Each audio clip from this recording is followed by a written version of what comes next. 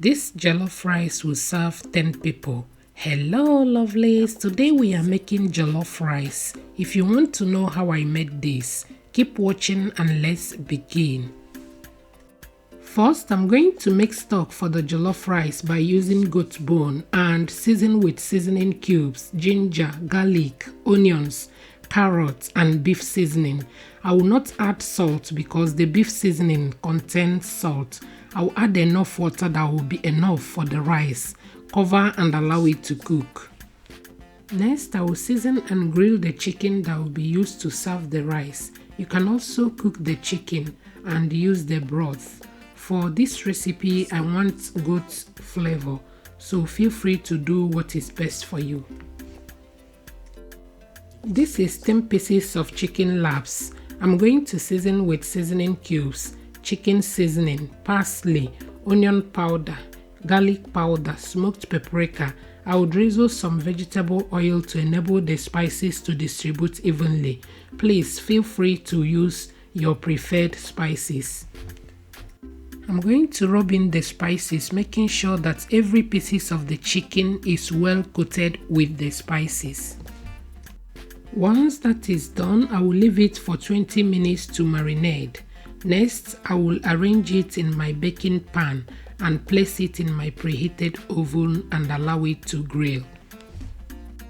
Over here are my pepper mix. I've got tatashe, bell pepper, fresh tomatoes, ginger, garlic and onions.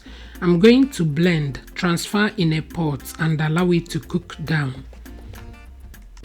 And at this time, our homemade stock is ready. I'm going to set it aside for later use. At this time, the peppers and the tomatoes has cooked down and it's time to make our stew base for the jollof rice. In my preheated oil, I will go in with my roughly blended onions and ginger. Next, I will add thyme, curry powder and bay leaves. I will give it a good stir and allow it to fry for a while. Next, I will add 1 cup of tomato puree. Give it a good mix and allow it to fry. Once that is done, I will go in with my cooked tomatoes and peppers. And I will add my seasoning cubes, smoked paprika and white pepper. I will give it a good mix and allow it to fry. Once that is done, I will add my parboiled rice. You guys, you can wash your rice with hot water.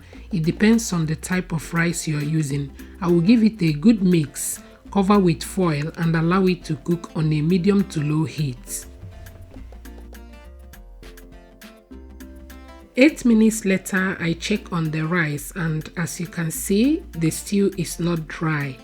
Next, I will give it a good mix and add my fresh tomatoes, onions and butter.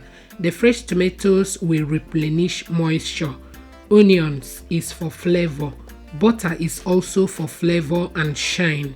I'm going to cover it and allow it to cook on a low heat. At this time, our jollof rice is ready. If you have watched till this point, please support me by sharing. I hope you learned something from today's video. Thank you for watching and see you in my next one. Bye.